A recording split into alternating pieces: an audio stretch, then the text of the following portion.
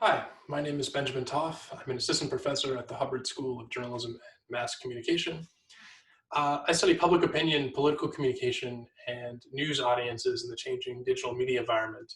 One project I've been working on for the last several years has been focused around studying the way in which polls and surveys get covered by news organizations, particularly around American politics.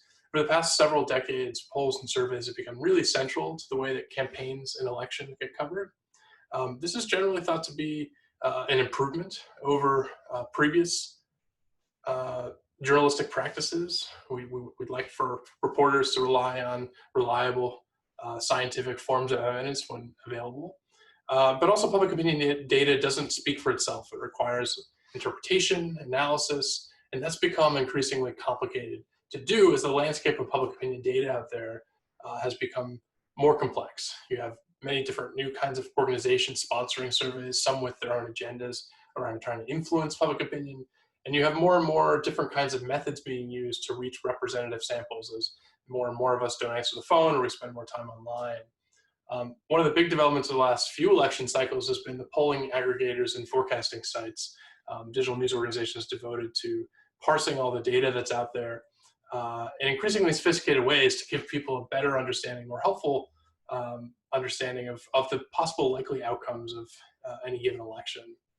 But this has also created a lot of confusion, contributing to many people, journalists as well, potentially being more confident in the outcome of elections weeks before many people even make up their mind about who they're going to vote for. And contrary to conventional wisdom, the polls in the aggregate in 2016 weren't all that wrong, especially in the last few days, just before Election Day. And when you look at the national level, where the quality of the surveys being conducted and the amount of data being collected was generally higher. So lessons for 2020, 2 points. First of all, don't treat all polls equally. Pay close attention to the methods that are actually being used, which really do vary in important ways.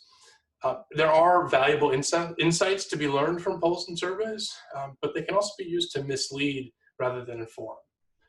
At the end of the day, second point, keep in mind these are not precise predictions about the future.